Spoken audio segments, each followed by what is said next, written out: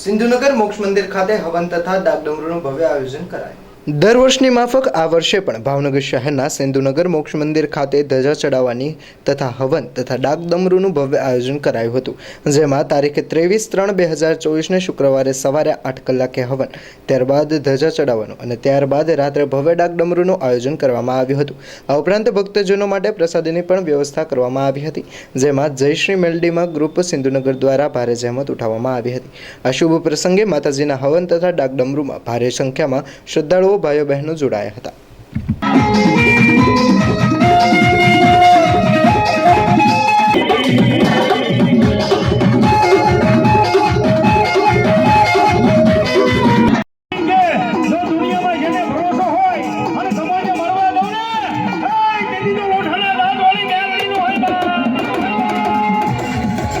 अभी मेलोडी बताए साहब ये 5मो बोल से ताली पड़ो जोरदार धर्मा धर्मा धर्मा धर्मा